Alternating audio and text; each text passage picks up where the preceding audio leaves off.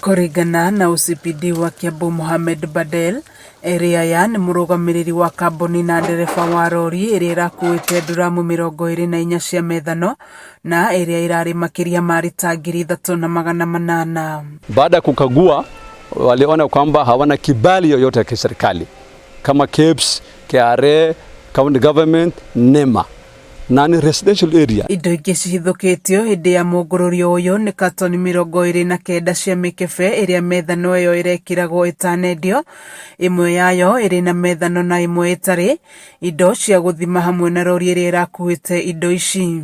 Na wanachanganya na vitu zingine ambayo wanapima kama hii ambayo ni melolo, tayari hii iko tayari kwa market na haina kibali yoyote. Na kitu yote inaweza fanyika kwa wananchi wetu. So hatutakubali kamwe. Na kuona methano ĩno ĩrahofanĩirio ĩkĩbokorwo kwa mũndũ mũciĩ, Badel augĩte nĩ ũgwati mũnene kũrĩ mĩtũrĩre ya andũ na kuongerera ya gũkorwo ĩratanyĩtwo kũhũthĩrwo gũthondeka njohi ngananie. Maanisha kwamba hata wanaweza tengeneza pombe haramu.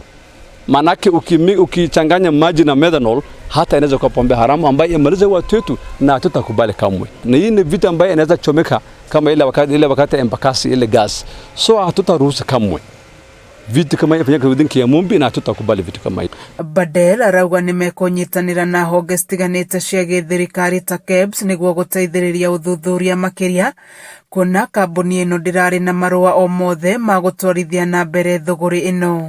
KEBS, KRA na NEMA wakuja wafanya uchunguzi zaidi, na wakipatikana hawana kibali yote watastakiwa. Hawa wanatafuta pesa mbini yote.